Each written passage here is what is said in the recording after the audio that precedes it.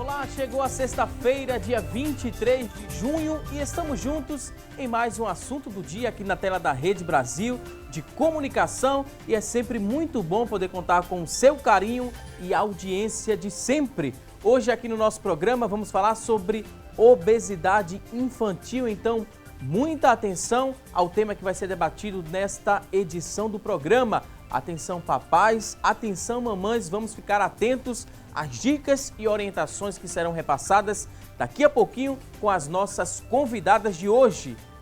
E ainda vamos conferir juntos nesta edição do programa as oportunidades de emprego disponíveis para hoje.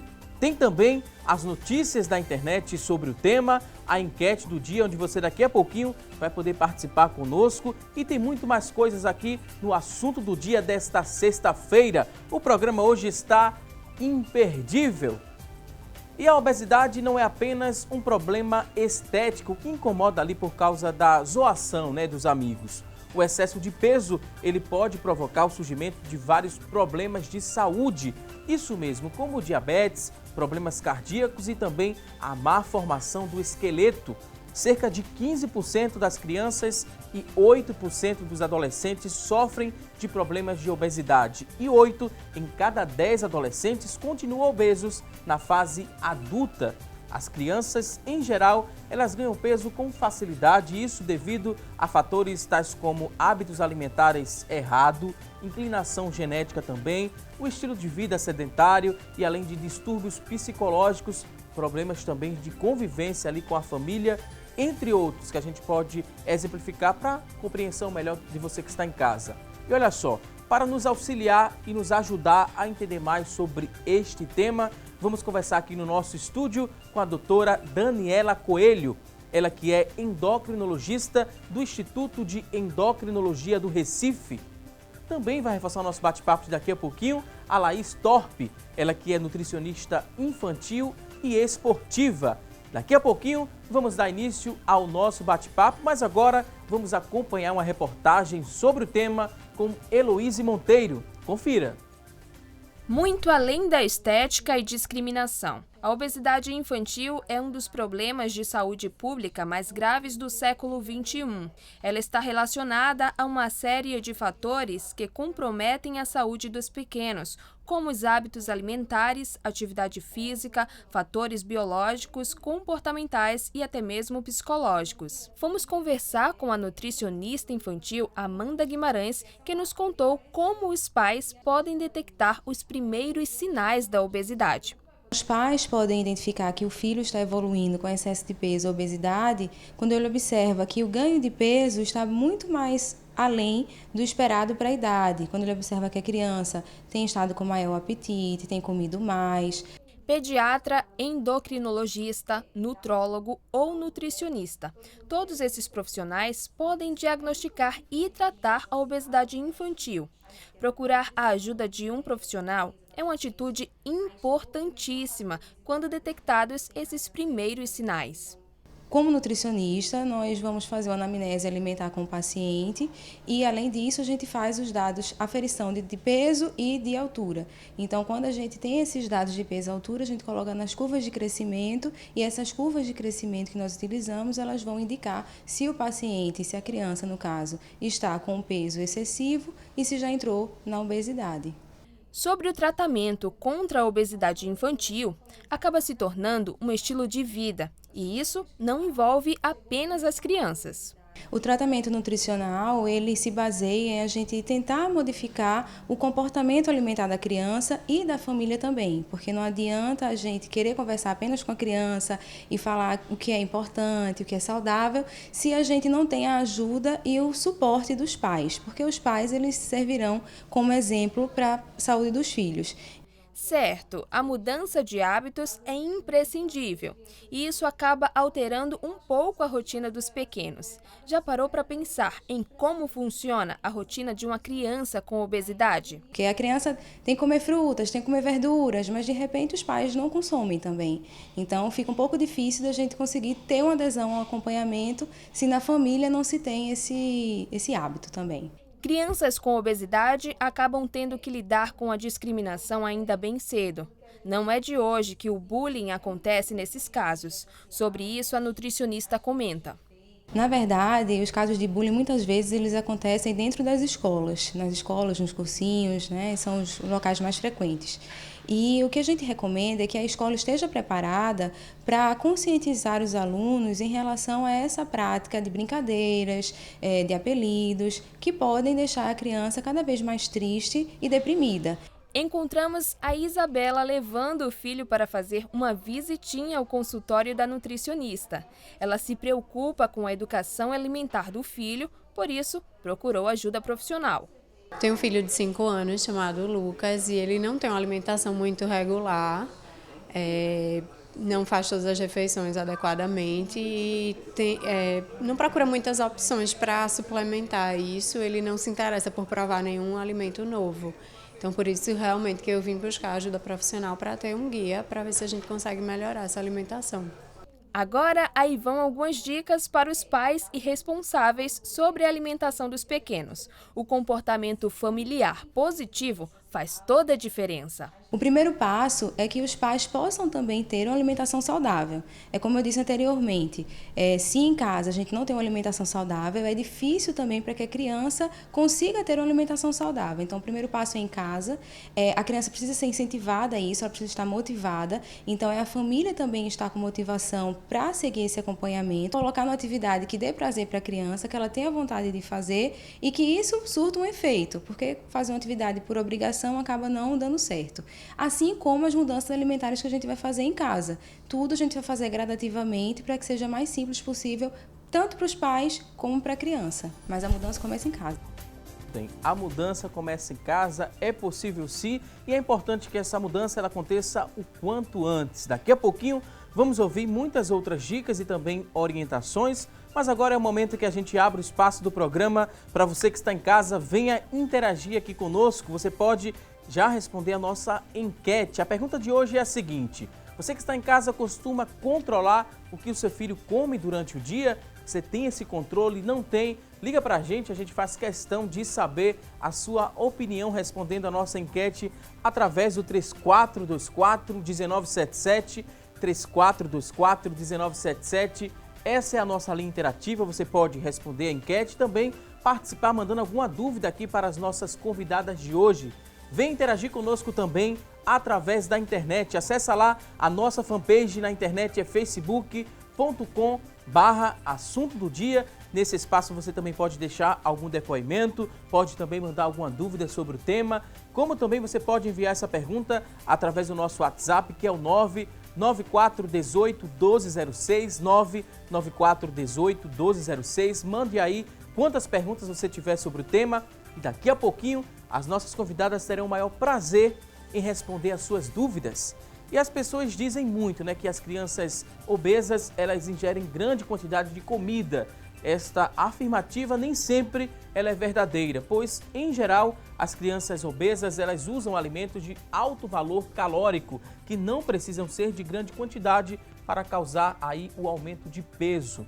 Aqui no Brasil, apesar da desnutrição ainda ser uma triste realidade, a obesidade infantil praticamente dobrou, isso mesmo, dobrou nos últimos 10 anos. Calcula-se que cerca de 15% das crianças brasileiras sejam obesas. Então, muita atenção ao tema, muita atenção também o que vai ser falado a partir de agora por nossas convidadas. Queria dizer que é um prazer recebê-las aqui no nosso programa mais uma vez. Doutora Daniela Coelho. Obrigada. Muito bem-vinda aqui ao nosso programa. Obrigada, é um prazer. Também queria dar as boas-vindas a Laís Torpe. Seja muito bem-vinda aqui ao nosso programa. Obrigada, é sempre um prazer estar falando sobre esse assunto tão importante, né, na nossa sociedade. A gente trouxe já a princípio falando da obesidade, trouxemos números também, né, que apontam que nos últimos 10 anos quase que dobrou, né, quase não, dobrou o número de crianças que estão aí nessa classificação de obesas, acima do peso. Mas tem algum período assim da infância que é mais fácil a gente perceber que essa criança está começando a desenvolver algum distúrbio alimentar que pode chegar a desenvolver a obesidade em pouco tempo, doutora? Tem um momento ali da infância que isso é mais fácil de perceber? Esse dado que você citou da última década é extremamente alarmante, porque se a gente for observar, a OMS, a gente tem cerca de 22 milhões de crianças de 0 a 5 anos com sobrepeso e obesidade. nessa idade, a gente já tem que começar a orientar os bons hábitos alimentares, principalmente em casa, em termos familiares, para que essas crianças não adquiram obesidade no futuro. A obesidade, na verdade, ela traz uma série de consequências para essas crianças a longo prazo. E a gente sabe que placa de gordura já começa a ser formada na infância. Então, assim, a criança tem indicação de ser alimentada no peito, na vida neonatal dela, na vida de bebê ainda, e a partir disso, a introdução dos alimentos a partir dos 6 meses de idade é de extrema importância para a gente evitar esses problemas no futuro. Então, assim, a preocupação é do nascimento em diante, para que isso não piore. Agora, de 0 a 5 anos, uma população tão grande de crianças com sobrepeso e obesidade é de fato alarmante e a gente tem que ficar de olho porque os pais não estão dando a devida importância à alimentação dessas crianças. E esse período é um período muito de dúvidas, né, dos pais, desse período da pós-amamentação, a introdução de novos alimentos. Alguns pais, eles cometem muitos erros, né, Laís? Quais os erros mais básicos que esses pais cometem que a partir de agora não vão cometer mais porque estão bem informados com a explicação aqui da Laís? Pois é, assim a gente espera, né? É isso que a doutora falou, é muito importante realmente, porque desde o início da vida, até na formação, né? Até o próprio ganho de peso da gestante é muito importante esse controle. A partir do momento que o bebê nasce, a orientação é realmente o aleitamento materno exclusivo, na impossibilidade, utilizar uma fórmula infantil que seja adequada para a idade, mas o que a gente percebe na prática é que existem muitos erros e muitas dúvidas. Principalmente na hora que começa a introdução da alimentação complementar. Então, qual fruta a gente deve oferecer, qual textura, qual formato, né?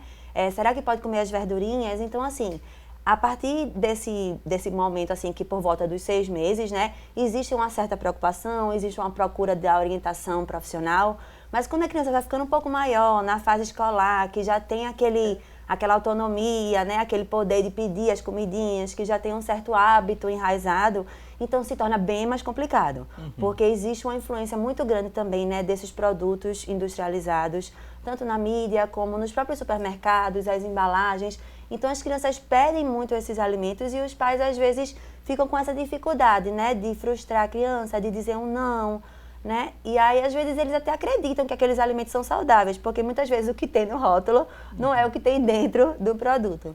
Então, isso sim, gera muitas dúvidas, mas eu percebo que os principais erros são esses, né? O consumo exagerado dos alimentos industrializados, principalmente no lanche escolar, que é uma rotina de segunda a sexta-feira, ou seja, muitos dias da semana, né? Então, se a criança todos os dias come algum alimento industrializado com muito teor de açúcar, ou sódio, ou gordura, ou às vezes tudo junto, todos esses fatores juntos, isso acaba contribuindo de uma forma muito negativa, tanto para a formação do hábito alimentar, como para a composição corporal, né? Que é o famoso ganho de peso. A gente falando em industrializado, as crianças costumam, né, levar para a escola aquele suco de caixinha, os pais acreditam que estão fazendo algo bom, né? Tá oferecendo à criança aquele suco de caixinha, não. É só um suco de caixinha e um bolo também industrializado ali no pacotinho fechado. Aquilo ali, na verdade, não é saudável. Alto teor de açúcar, gordura saturada corantes também, corantes, gorduras saturadas na maioria das vezes, que não fazem bem para a criança. O ideal seria estar levando uma fruta, um alimento não processado, não industrializado, um alimento integral, que tivesse um teor nutricional adequado para aquela criança e para aquela necessidade da criança daquele lanche, para dar mais energia para ela executar as atividades dela ao longo do horário escolar. Muito é da praticidade, né? Que esses pais colocam isso na lancheira dos filhos, mas também tem a questão da cultura, né? As crianças chegam na escola, quando colocam lá o lanchinho, né, para lanchar junto com os amiguinhos, se levam uma fruta ou um pão feito em casa, alguma coisa assim mais saudável. Algumas crianças ainda estranham, né? E ainda tem aquela resistência, achando que aquilo ali não é um lanche, porque viu dali dos outros amiguinhos um achocolatado, viu também um refrigerante, às vezes os pais colocam também nessa lancheira.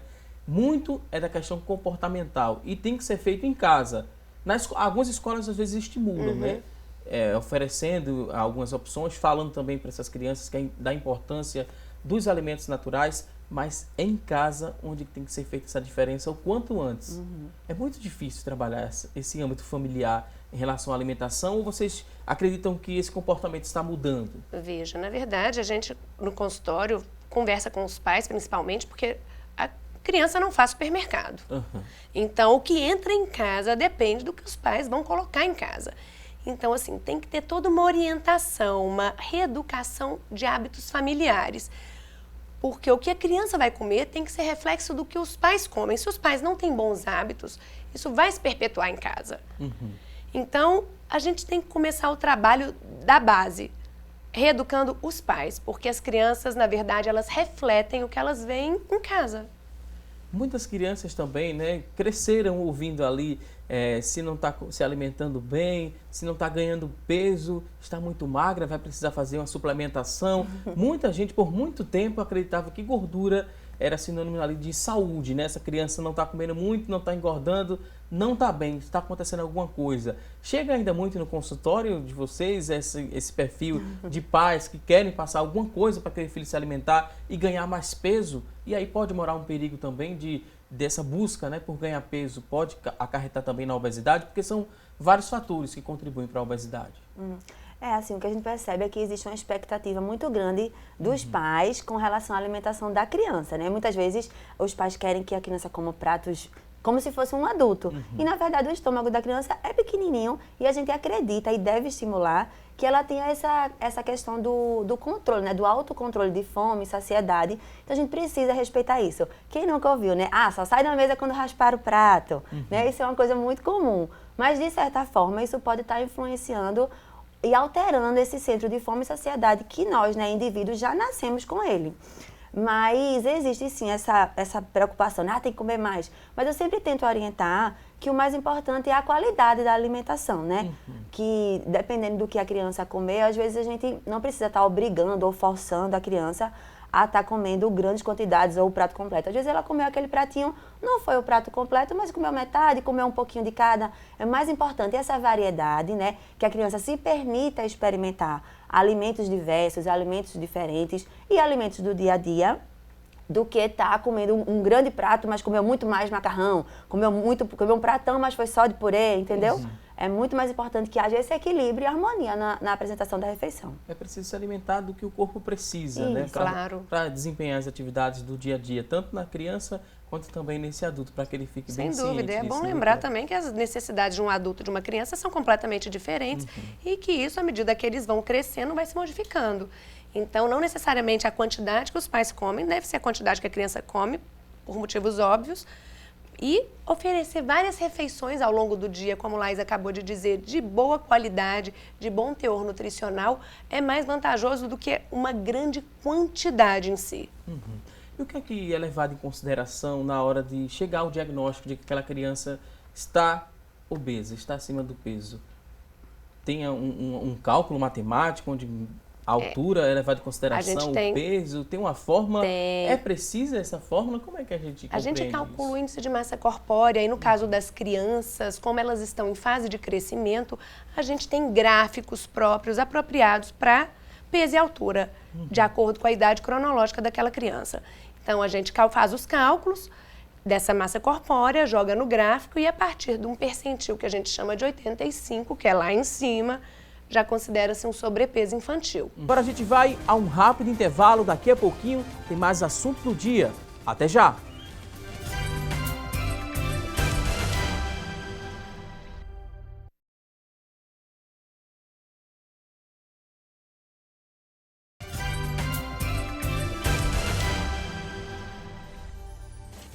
Hoje aqui no nosso programa estamos falando sobre obesidade infantil. Isso mesmo, e a partir de agora vamos conferir as notícias da internet sobre este tema e quem vai trazer essas informações a partir de agora é a Tânia Silva. Olá, Tânia! Oi, Valdson, chegou a sexta-feira, como você costuma falar, para vocês um ótimo dia. Hoje trouxemos uma informação do jornal O Globo, aumenta o sobrepeso infantil. Um relatório produzido entre a Organização das Nações Unidas para a Alimentação e Agricultura e a Organização Pan-Americana de Saúde mostra o aumento do sobrepeso infantil. 7,3% das crianças até 5 anos estão acima do peso e as mais afetadas são as meninas, com um percentual de 7,7%. O relatório ainda aponta que 2,5 milhões de crianças nessa faixa etária que moram na América do Sul estão com sobrepeso. Uma explicação para o aumento da obesidade é o crescimento do poder econômico e as mudanças nos hábitos alimentares. As pessoas levam para casa mais produtos industrializados, processados e ricos em gordura, do que alimentos ricos em nutrientes e saudáveis, como é o caso das frutas, verduras e as raízes. E agora a gente vai saber outras informações com nossos especialistas no estúdio e Valdson Balbino. Para vocês, uma ótima sexta-feira. O nosso encontro é na próxima segunda. Voltamos com você, Valdson. Ok, Tânia Silva, muito obrigado pelas informações e que bom que chegou a sexta-feira, não é verdade? Chegou a sexta-feira, mas ainda tem assunto do dia e você vai ficar muito bem informado a respeito da obesidade infantil. E muita gente, quando tem dúvidas a respeito de diversos temas, inclusive a respeito do tema que estamos debatendo aqui no nosso programa, muita gente recorre à internet para tirar dúvidas sobre o tema, mas lá encontramos muitas verdades. Sim, encontramos, mas também encontramos muitos mitos. Então, para não deixar você que está em casa com dúvidas, vamos esclarecer a partir de agora, com a ajuda das nossas convidadas, o que é mito e o que é verdade sobre a obesidade infantil. Vamos ver aqui no nosso telão o que diz a primeira informação. É um mito ou é uma verdade que a obesidade infantil é um problema de genética? Mito ou verdade? A obesidade infantil não é necessariamente um problema de genética. As doenças genéticas que levam à obesidade, que são muito raras, correspondem em torno de 5% dos problemas de obesidade infantil. A mais comum que a gente tem é a Prader-Willi, mas graças a Deus é uma doença que não é de alta prevalência na população, é rara, e os principais problemas de obesidade infantil estão relacionados aos maus hábitos alimentares. Vamos conferir agora a próxima informação. Temos aqui outra tela e a gente vai aprender agora se é um mito ou se é uma verdade essa informação que a gente vai ver aqui no nosso telão e também vamos ver em tela cheia. Para ilustrar ainda mais o nosso bate-papo de hoje, vamos conferir juntos. Olha só, a criança ela se torna obesa porque não foi amamentada? Será que isso é um mito ou uma verdade? Olha só, a criança ela vai ficar obesa porque ela não foi amamentada. Será que tem alguma verdade nessa afirmação ou é um mito? Bem, a criança não se torna obesa porque não foi amamentada, mas crianças amamentadas por um período de pelo menos 6 meses têm o menor risco de se tornarem obesas no futuro. O ideal é que a criança consuma realmente o leite materno, mas na impossibilidade, né, existem vários casos de mães que não conseguem amamentar, né, ou por alguma impossibilidade, e aí realmente a gente tem que fazer o uso correto da fórmula adequada para a idade, não é saindo misturando, adicionando açúcar ou farináceos, né, que são esses bem conhecidos, que tem uma quantidade muito grande de açúcar. Então isso sim vai facilitar a chance daquela criança ganhar um peso indesejado. Mas não quer dizer que toda criança que não amamentou vai ser obesa. É a amamentação exclusiva pelos 6 primeiros meses de vida. Protege. Protege, diminui o risco de uma obesidade no futuro, sem dúvida nenhuma. Ok, vamos agora à próxima informação. Temos aqui outra afirmação para a gente descobrir se é mito ou verdade. Criança obesa é criança bem nutrida. Mito ou verdade? Acho que esse é o maior mito, né? Na verdade, a gente sabe que placa de gordura começa a se formar na infância. Então, o que a gente chama de aterosclerose, que são aquelas placas de gordura que grudam nos vasos, que levam aos problemas futuramente, começa na infância. Então, a criança obesa não necessariamente ela é bem nutrida. Inclusive, ela pode vir a ter vários problemas, como diabetes tipo 2, hipertensão, dislipidemia e no futuro problemas mais graves, como infartos, derrames. E, inclusive também carências nutricionais, né? Que não quer dizer que porque ela está acima do peso que ela consegue atingir todos os micronutrientes. Tem várias crianças que estão acima do peso e apresentam, por exemplo, carência de ferro, né? Que é uma das mais comuns, e outras vitaminas importantes no dia a dia. Ok, vamos agora a outra informação, mito ou verdade, que uma criança obesa ela perde peso mais rapidamente do que um adulto obeso? Não é mito ou verdade? Não é bem assim, é porque a criança, ela está em fase de crescimento. O adulto, ele não cresce mais para cima, ele não ganha estatura. Cresce pro lado. Exato. Mas a criança está em fase de crescimento. Então, é mais fácil você ajustar a alimentação e fazer aquela criança perder peso do que um adulto, porque o adulto não tem ganho estatural, a criança tem. Ok, ótima explicação, deu para compreender bastante, né? Tirou a dúvida. Vamos agora ao próximo ponto, outro tópico para a gente descobrir se é mito ou se é verdade. A criança, ela cresce e o perder peso, né, vai ser naturalmente? Isso aqui é um mito ou uma verdade? Mesmo ela não mudando o hábito, ela vai perder peso porque ela está crescendo? Isso depende do grau de obesidade, depende do grau do sobrepeso. Em geral, as crianças que têm um sobrepeso discreto, que a gente modifica a alimentação, numa fase precoce da vida, como elas estão em fase de crescimento, vão apresentar esse aumento estatural, elas vão apresentar uma melhora desse sobrepeso, desse peso excessivo. Mas isso daí tem que ser acompanhado. Eu acho importante complementar também que nessa fase assim do pré-estirão de crescimento, né, existe é uma das fases críticas que a gente tem que estar realmente de olho na alimentação das crianças, porque existe uma tendência natural, né, metabólica, de acumular um pouco mais de energia. E a gente acumula energia na forma de gordura mesmo. A principal fonte, né, de armazenamento de energia são as gorduras. Existem gorduras ruins e gorduras boas, né? Mas justamente nessa ideia de estar promovendo esse estirão de crescimento que é bem acelerado nessa fase da adolescência. Então, se a criança já tem uma tendência natural a armazenar, né, essa gordura, e aí se complementa com o hábito alimentar inadequado, esse acúmulo de gordura ele vai ser maior e vai ser prejudicial também. Então, a chance dele se tornar um adolescente obeso, um adulto obeso também vai ser bem maior. Então, assim, é importante estar... Essa é uma das fases críticas realmente também, né? Uma das fases que a gente tem que estar de olho nessa alimentação de uma forma mais efetiva. E aí, para favorecer também esse crescimento, né? De forma adequada. Ok, vamos agora à próxima informação. Outra tela, mito ou verdade, que as crianças obesas, elas foram bebês prematuros. Tem alguma relação? Mito ou verdade? Bebês prematuros têm maior risco de se tornarem crianças obesas. Mas não necessariamente o que está escrito dessa forma. Não, os prematuros não necessariamente vão ser obesos, mas têm o maior risco. Eu percebo assim, na prática, que existe uma superproteção dessas crianças que são prematuras. Então, assim, um certo cuidado, né, maior pela própria condição de vida, né, daquele indivíduo. Mas isso vai se prolongando ao longo da vida. Então, aquela ideia daquela criança que foi pequenininha, então os pais querem suprir aquela necessidade, né, daquela criança que foi pequenininha, que não se alimentou de forma correta. Então, eles querem estar sempre dando mais alimento. Então, tem que ganhar mais peso porque foi prematuro. Então, isso a criança carrega isso para a vida toda. Então, existe uma certa supercompensação, sabe? Com relação a isso. É uma das coisas que eu percebo na minha prática, sabe? Na prática clínica, na prática escolar também que eu trabalho. E aí, mais por uma questão comportamental também, né? De que os pais acabam não policiando com essa ideia de que, mas ele foi tão pequenininho, então isso acaba passando mais tempo do que deveria. Ok, vamos a outro tópico, vamos descobrir se é um mito ou uma verdade que o excesso de peso infantil é uma doença grave. Mito ou verdade? Sem dúvida nenhuma. Obesidade, a gente já falou, começa na infância.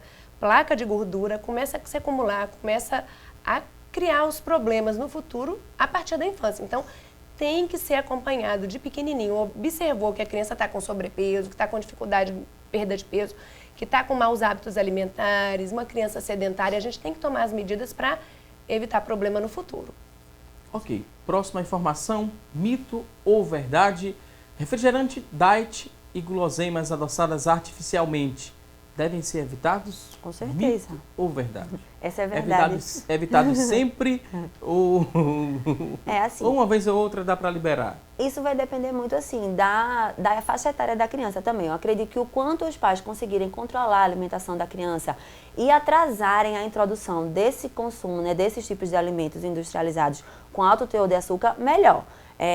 Existem diversas situações, por exemplo, já vi crianças tomando refrigerante em mamadeira, ou seja, um bebê, né? Uma criança muito pequenininha tomando refrigerante. Então, não é porque o refrigerante é diet que ele vai ser saudável.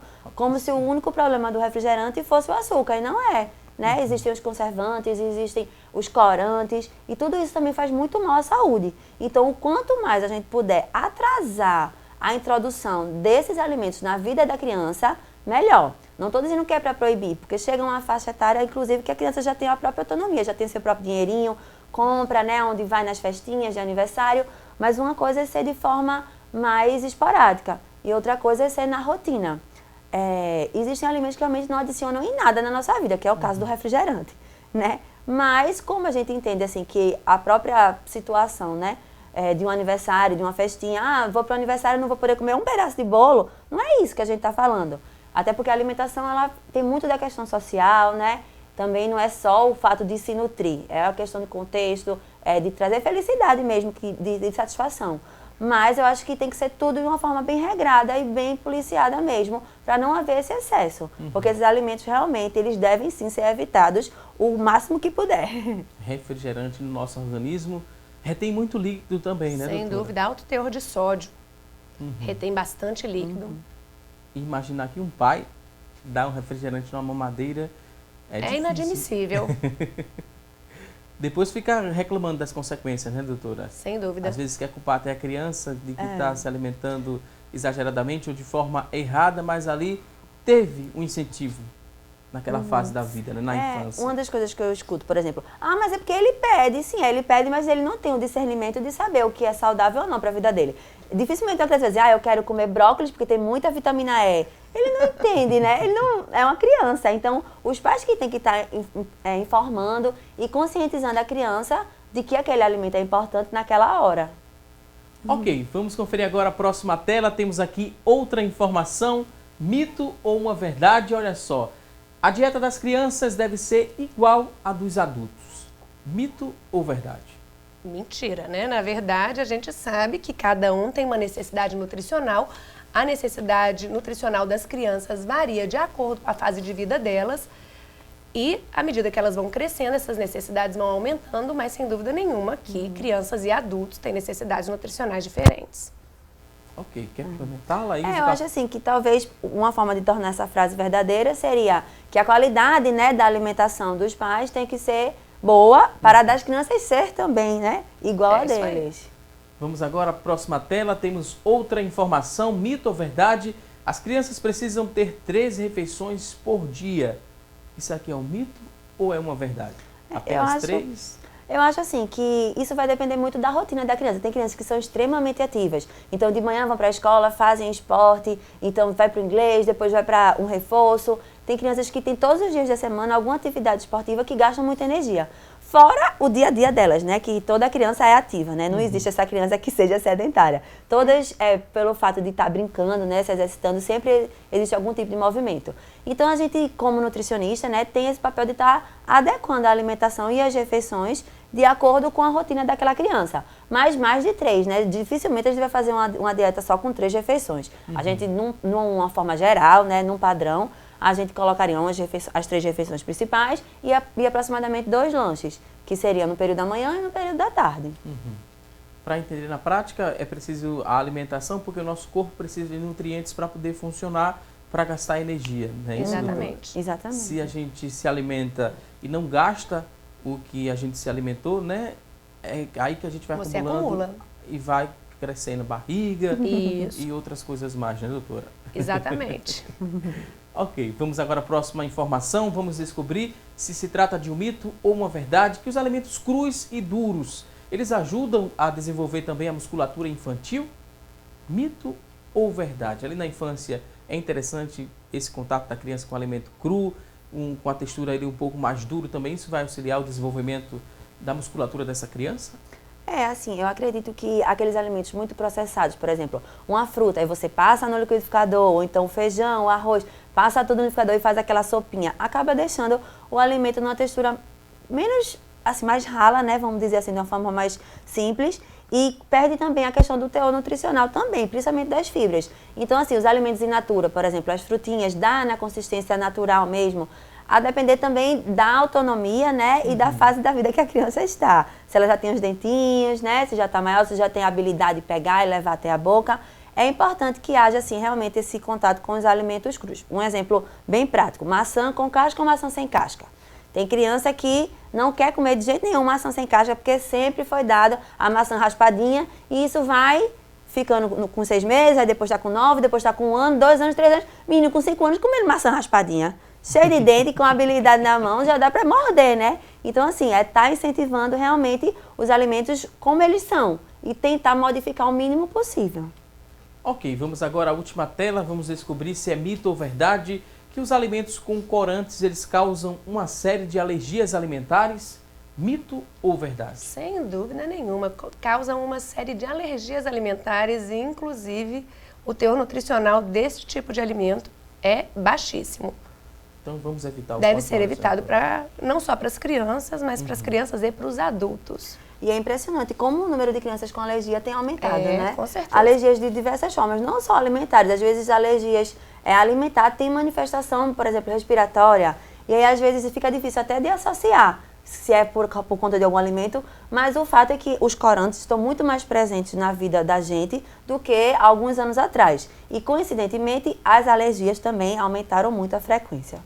Ok, vou pedir licença mais uma vez aqui às convidadas. A gente agora vai a um rápido intervalo. Você que está em casa ainda tem dúvidas sobre o tema, pode ligar para a gente e mandar sua pergunta. 3424-1977 é a nossa linha interativa.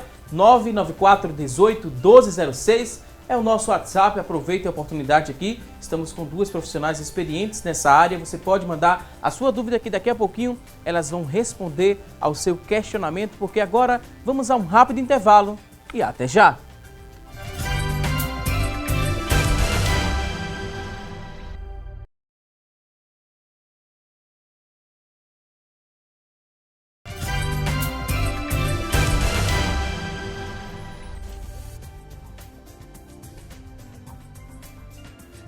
Voltamos com mais assunto do dia aqui na tela da Rede Brasil de Comunicação. Hoje aqui em debate no nosso programa, obesidade infantil. Isso mesmo, e a obesidade infantil, ela pode afetar a saúde da criança de diversas formas. A depressão, ela é muito frequente quando associada à baixa autoestima. Ela pode dificultar o relacionamento social da criança e resultar aí em uma sensação de impotência frente ao problema.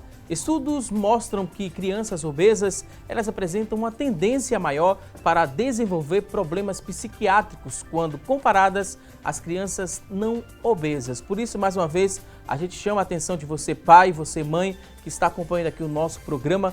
Preste atenção às dicas que você pode colocar em prática. São dicas simples que você está compreendendo, né? Como fazer para mudar esse hábito alimentar da sua criança de forma simples. Como é que a gente poderia abrir esse bloco do programa orientando esse pai? Por onde ele começa essa mudança, né? A gente falou que é no hábito alimentar, mas o primeiro que deve ser cortado. Não deve ser um corte brusco, né, na alimentação dessa criança. Vai tirar tudo, porque hoje em dia a gente sabe que está muito em moda dieta sem glúten, dieta sem isso, sem aquilo, mas para a criança se adaptar, tem que ter um período de transição, já que ela sempre foi acostumada a se alimentar daquela forma. Como é que a gente faz isso para não chocar muito e que não fique distante, né, essa mudança nesse hábito alimentar? Bem, a mudança tem que começar pelos pais, porque, como a gente já disse, é quem faz o supermercado da casa. Então, a gente precisa que eles se habituem a melhorar esses hábitos, comprar mais raízes, mais frutas, mais legumes, mais alimentos integrais, menos alimentos processados, com menos corante, com menos açúcar, evitar enlatados, evitar aqueles sucos prontos que têm alto teor de corante e de açúcar, que não tem basicamente nutriente nenhum.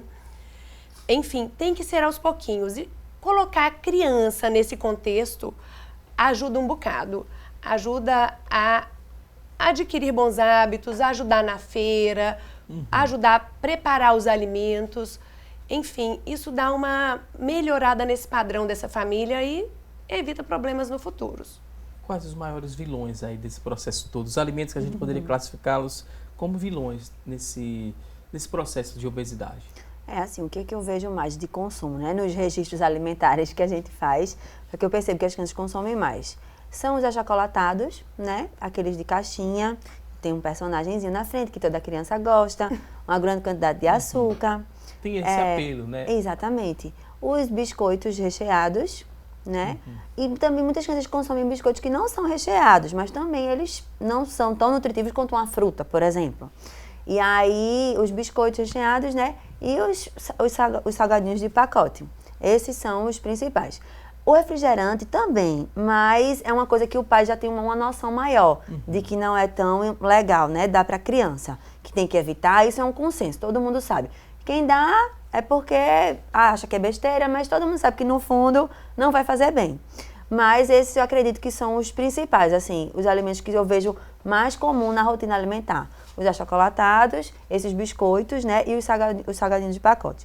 Uma dica também que seria interessante é iniciar essa mudança, que já foi comentada, e também, assim, tudo explicar para a criança, sabe? Fazer negociações, fazer acordos, tentar negociar com a criança de uma forma que você sabe que você vai ganhar aquela negociação, porque você que manda na casa, né? Você que vai comprar os alimentos, que vai escolher.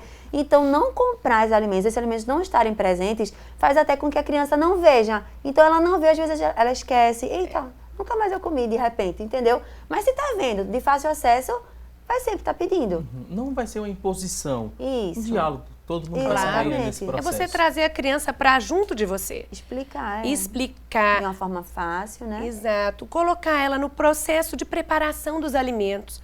Isso ajuda muito. Fazer um prato mais lúdico, mais colorido. E colocar a criança nesse processo.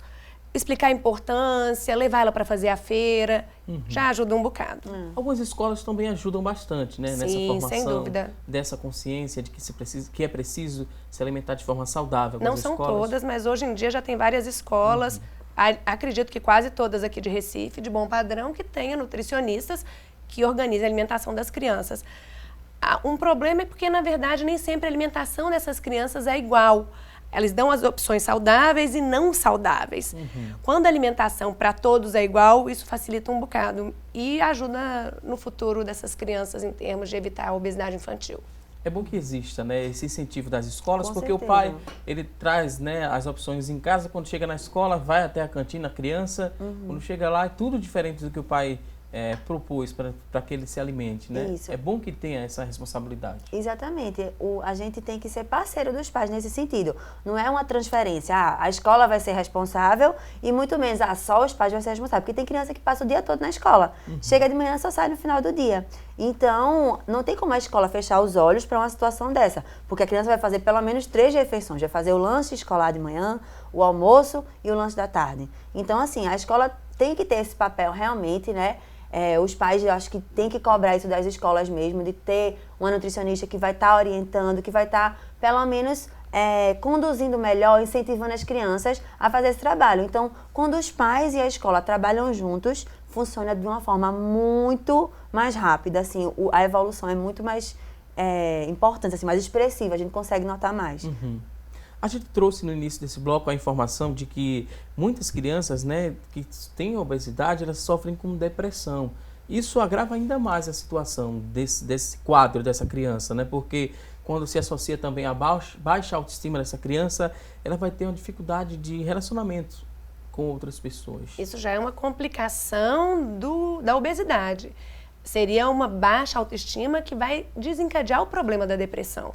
Então, assim, a intervenção precoce é fundamental para evitar que essa criança que está com sobrepeso inicial evolua para esse processo, para evitar que essa criança, para evitar que ela sofra bullying na escola, dos próprios coleguinhas de classe, para a gente tentar evitar chegar nesse extremo, porque isso já é uma complicação, um fator complicador do fato daquela criança estar com peso acima do limite.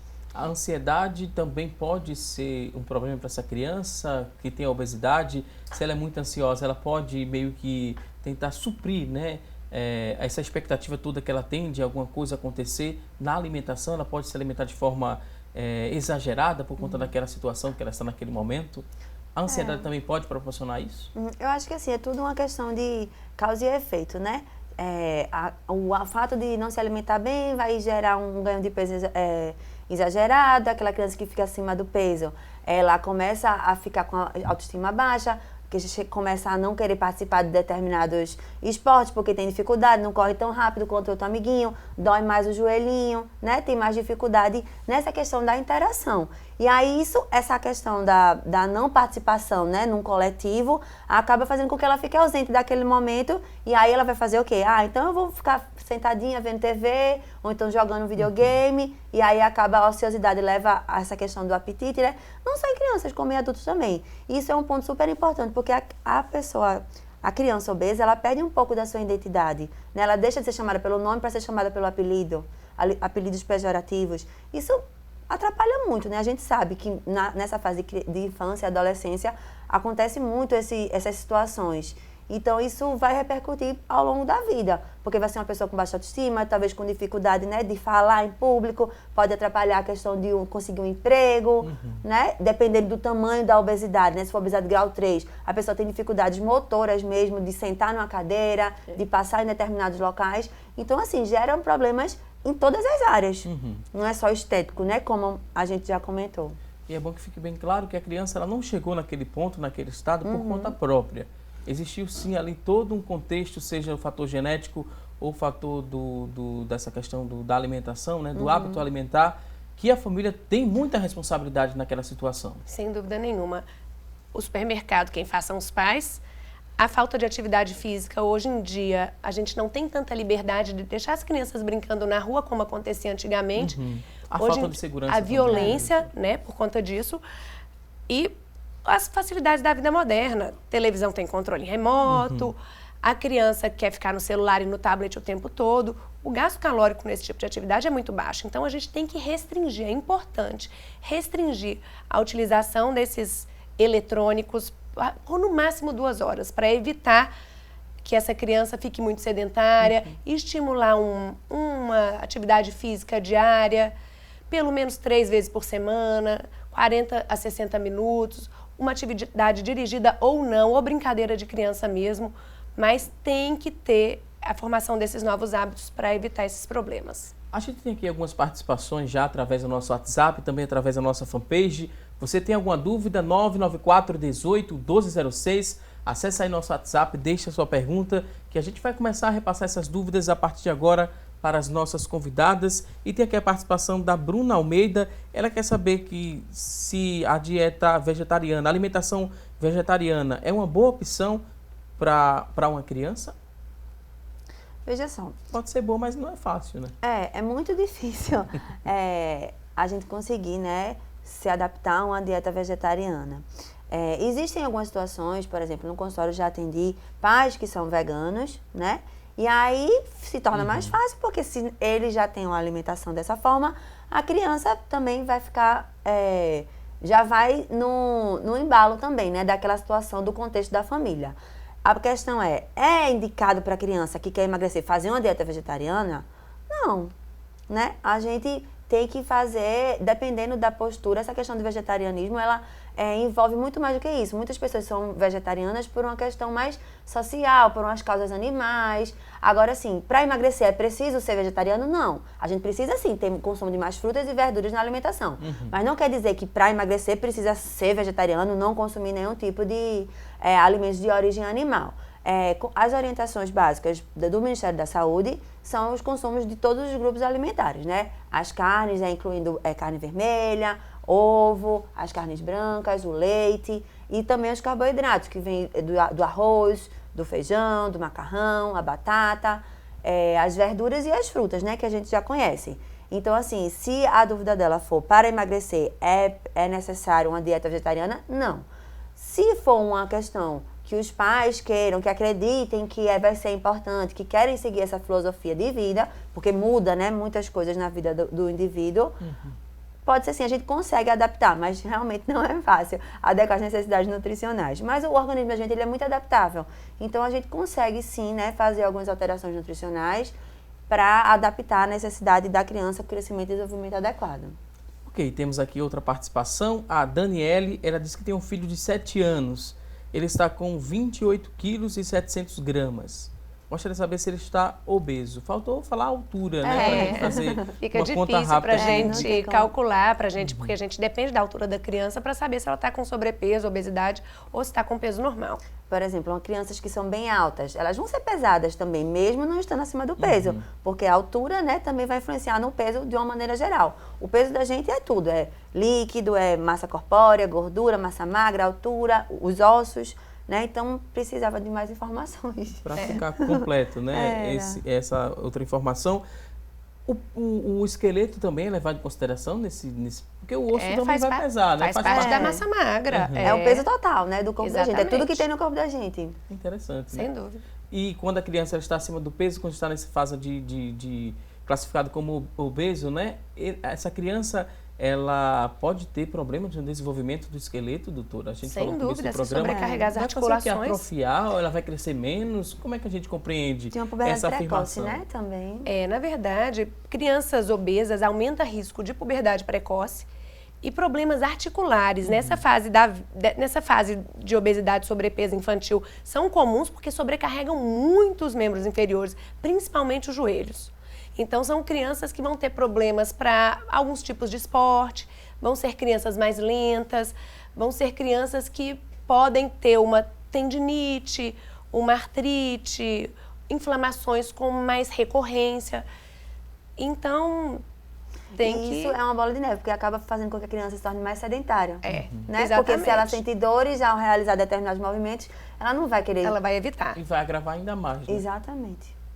Ok, temos aqui outra participação. A dúvida agora é da Cláudia Souza. Ela quer saber de que a partir de que idade eu devo começar a lentamente alimentar minha filha com frutas, legumes e verduras. Acho que ela deve ter um bebezinho, né?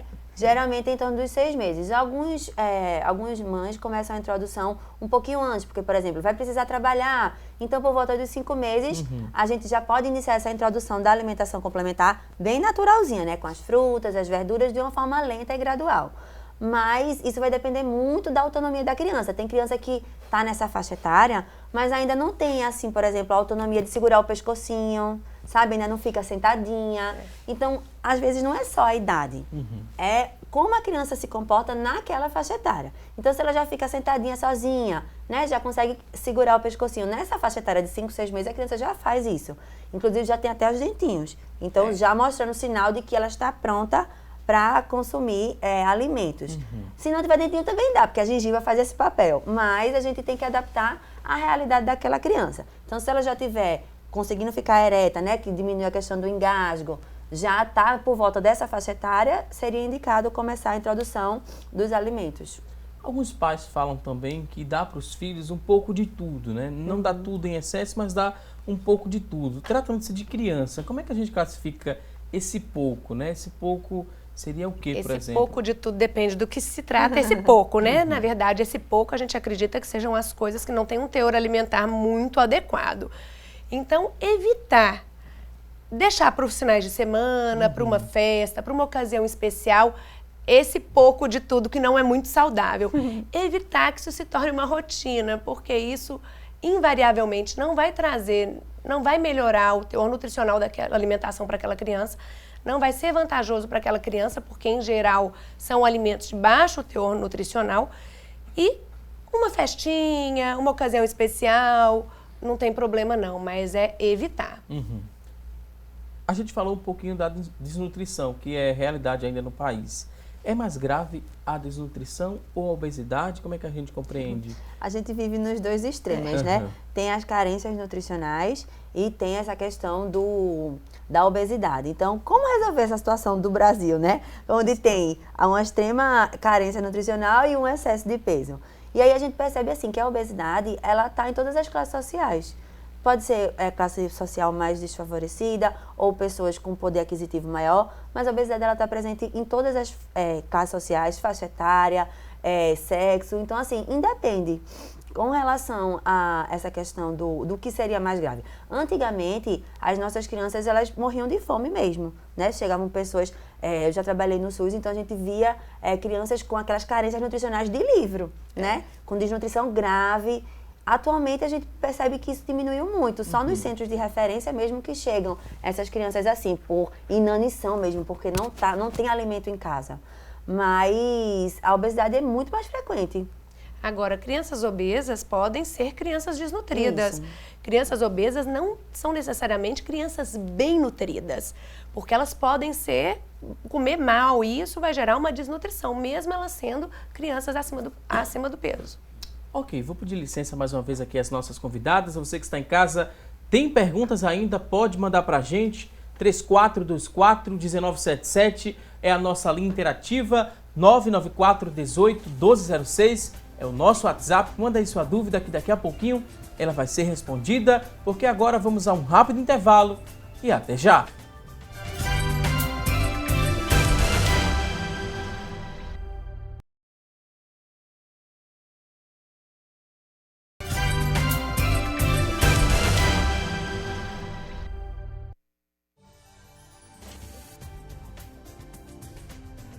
Estamos de volta com mais assunto do dia e a partir de agora vamos conferir as vagas de emprego disponíveis para hoje. A você que está em casa em busca dessa recolocação no mercado de trabalho, muito boa sorte!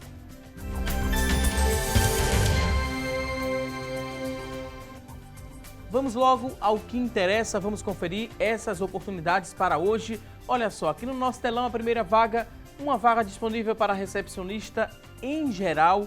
A exigência para preencher essa vaga é preciso ter ensino médio completo, experiência de 6 meses, R$ 1.100 é o salário, uma vaga para recepcionista em geral.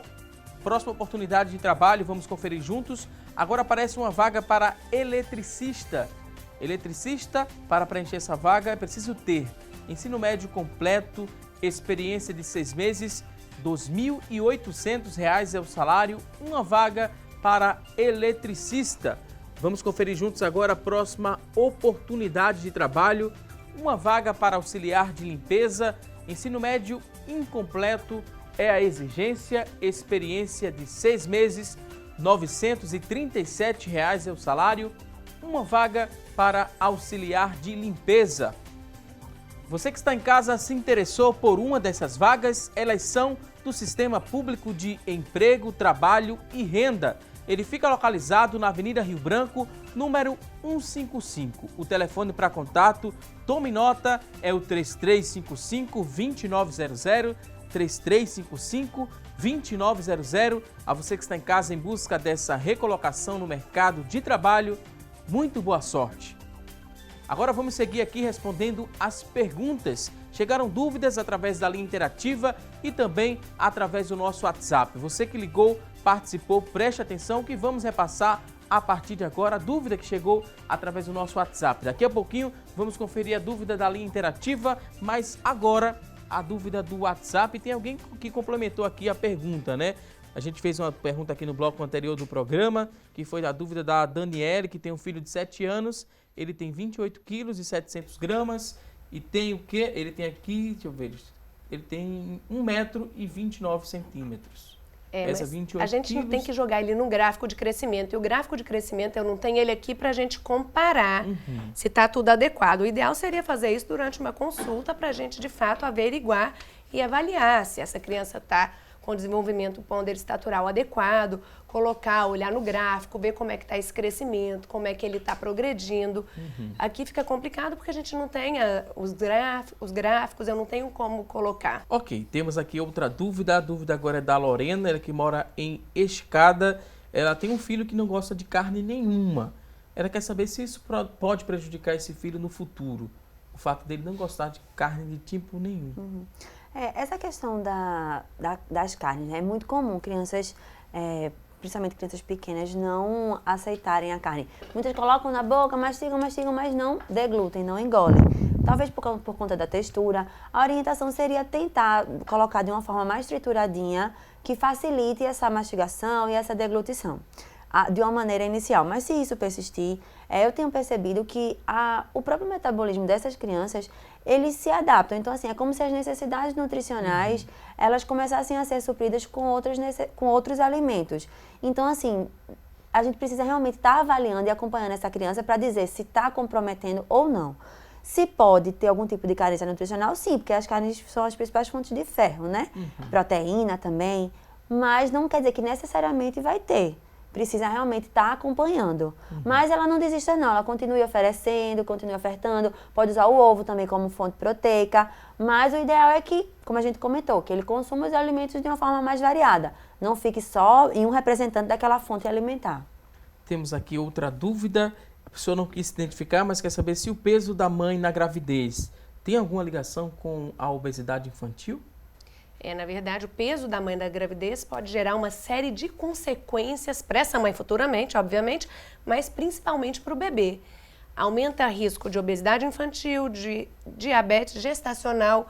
Esses nenéns acabam nascendo grande para a idade gestacional, que é o que a gente chama de GIG, que são aqueles bebês bem grandes. Quando eles nascem grandes dessa forma, tem um risco maior de hipoglicemia ao nascimento, enfim. O excesso de peso da gestação não faz bem nem para a mãe e muito menos para o bebê. Temos outra dúvida aqui, Marta Silva, ela quer saber se a criança com excesso de peso necessariamente vai ficar diabética. Não. Pode ficar ou não pode, né, necessariamente não. Medicina não é matemática, né? Mas assim, uma criança obesa já tem um fator de risco para diabetes, porque a obesidade é um dos fatores de risco para desenvolvimento de diabetes. Vai ficar diabética? Não sei lhe dizer, mas o risco é aumentado sim. Tem a diferença do sobrepeso e da obesidade?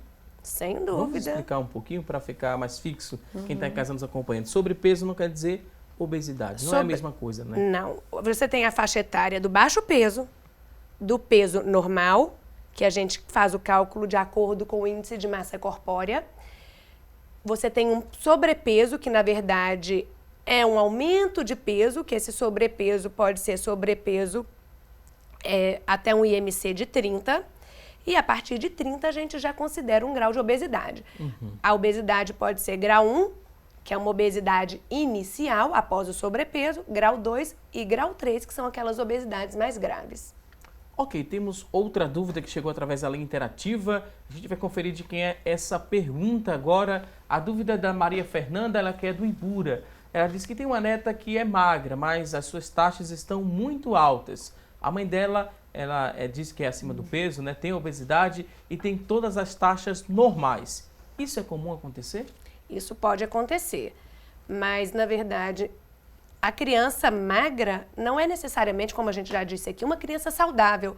Ela pode ter dislipidemia, ela pode ter outros distúrbios decorrentes da má alimentação. É a famosa falsa magra, né? Exatamente. Ela é magra, mas não é uma criança necessariamente saudável. E a mãe acima do peso, se não teve problema até o momento, a gente não recomenda que ela se mantenha acima do peso, porque os problemas vão surgir. Se ela é saudável até o momento, não tem nenhuma alteração nas taxas, se ela permanecer nesse ritmo de ganho de peso, alimentação inadequada, sedentarismo, os problemas começam a surgir. Então, aí, o ideal seria ela procurar um acompanhamento nutricional, endocrinológico, uma atividade física para reverter esse quadro enquanto há tempo. Mesmo que as taxas não estejam alteradas, é importante que haja um controle, porque uma hora pode ser que apareça algum tipo de doença. Essas doenças, por exemplo, hipertensão, diabetes, dislipidemias, são todas chamadas de doenças crônicas, porque justamente são a consequência de uma exposição crônica ao fator de risco. Quais são os fatores de risco? Sedentarismo, erro alimentar, né? Consumo exagerado de alimentos muito com alto teor calórico e baixo valor nutricional. Então, assim, se você, no momento, o exame é um resultado pontual.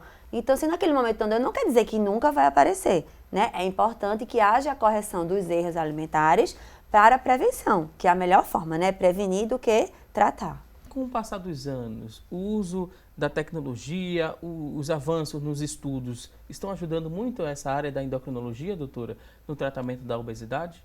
A gente tem medicações novas que surgiram, mas o bom hábito alimentar e a atividade física sempre vem em primeiro lugar.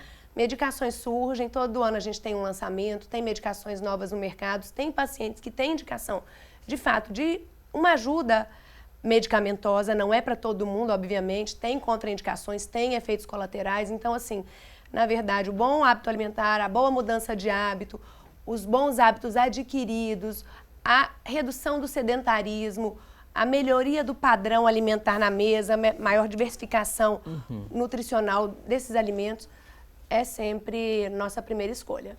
A gente tem uma pergunta aqui interessante, eu vou complementar também essa pergunta. A dúvida, a pessoa quer saber a partir de quando deve se preocupar com a obesidade, né? E eu queria saber também se a obesidade são definidos por graus, a obesidade é definida por graus? Exatamente. Doutora? Tem grau 1, grau 2, como é que a gente compreende isso? A partir de que momento deve se preocupar e são vários graus? A partir de quando tem que se preocupar? A partir de que a criança nasce, né? Porque isso tudo vai influenciar no futuro dessa criança.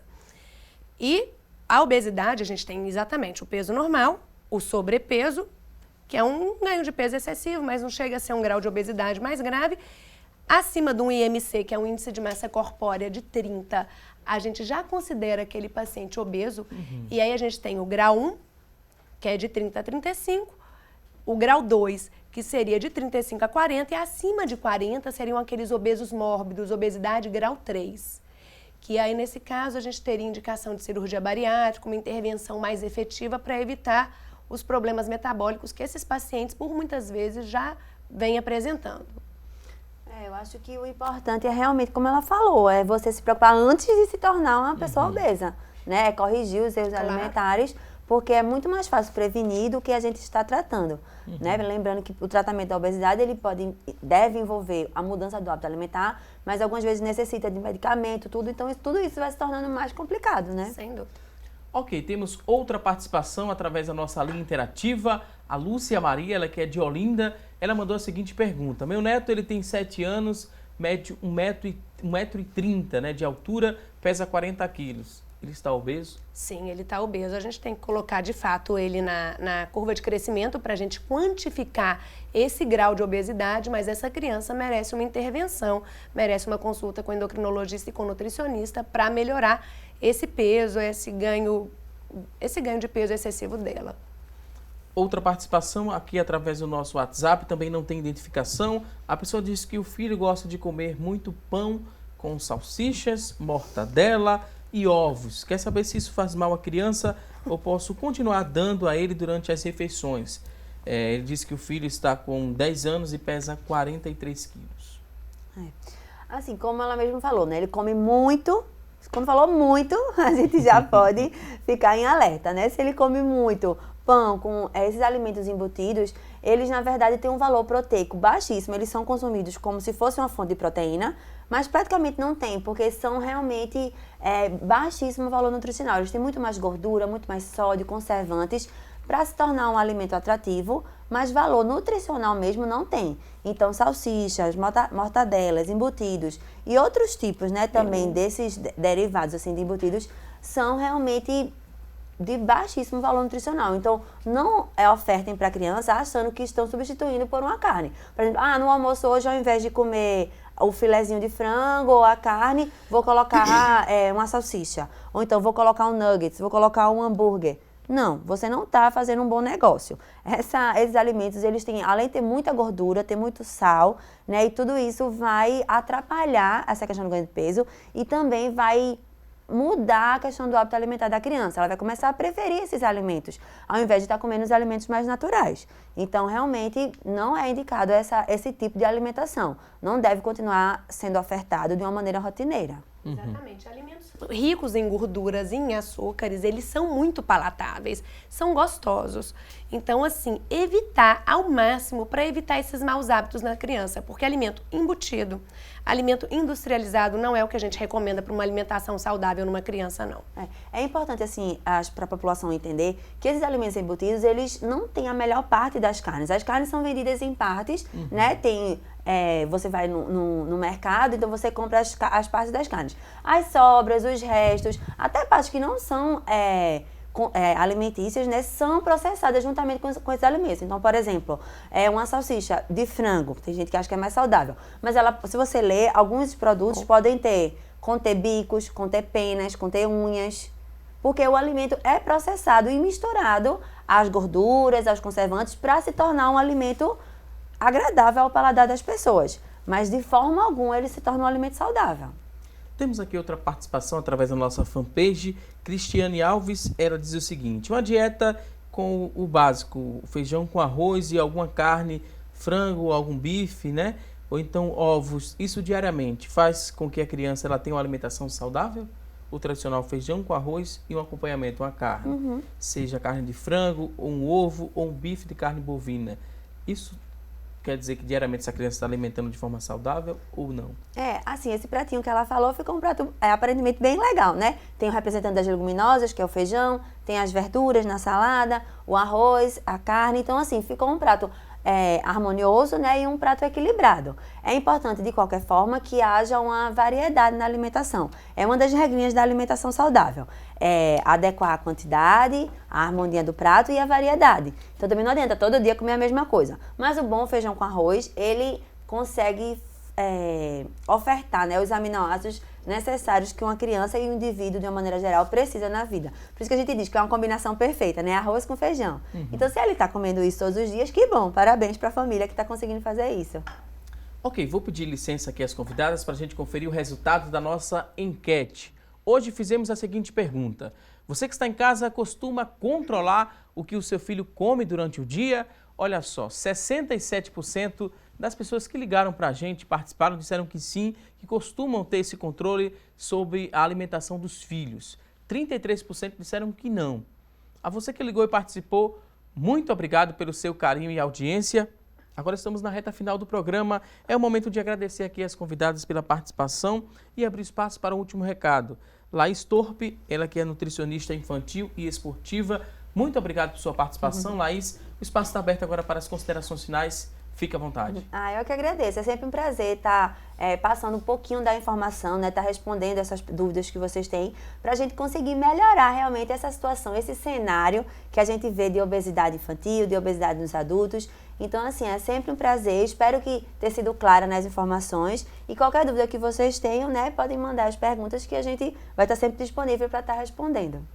Mais uma vez, Laís, muito obrigado. Obrigada. A gente tem uma última dúvida para a gente responder bem rapidinho. A telespectadora acabou de ligar, perguntando sobre gordura no fígado de criança. É comum também, doutor? Não é comum, mas naqueles casos de criança que de fato estão muito acima do peso, que tem um sobrepeso elevado ou já tem um grau de obesidade para a altura delas, pode acontecer de ter uma gordurinha no fígado, que na verdade é uma complicação desse excesso de peso. Precisa rever essa alimentação? Tem que rever a alimentação, seguir todos os passos que a gente já orientou. Alimentação adequada, acompanhamento nutricional, acompanhamento endocrinológico, atividade física. Se seguir tudo isso, já meio caminho andado. Mais uma vez, eu queria agradecer agora a doutora Daniela Coelho. Daniela Coelho é endocrinologista do Instituto de Endocrinologia do Recife. É sempre um prazer. Doutora Daniela, muito obrigado. Um último recado, fique à vontade. É sempre um prazer estar aqui. Eu acho importantíssimo a gente estar aqui para ajudar a esclarecer a população o grau da gravidade da situação da obesidade no país, porque isso tem se tornado uma epidemia e são coisas simples que a gente pode implementar no nosso dia a dia que a gente evita problemas no futuro. Então, assim, estou sempre à disposição, é um prazer estar aqui. Ok, mais uma vez, muito obrigado às convidadas. Voltem mais vezes aqui para o nosso programa. A você que está em casa também, muito obrigado pelo seu carinho e audiência de sempre. Muito obrigado pela companhia durante toda essa semana. Vamos encerrar aqui mais uma semana de debates do assunto do dia e voltamos na próxima segunda-feira, ao vivo, às 9h30 da manhã, aqui na tela da Rede Brasil de Comunicação. A você e toda a sua família, um ótimo fim de semana e até segunda-feira, se Deus quiser. Até lá!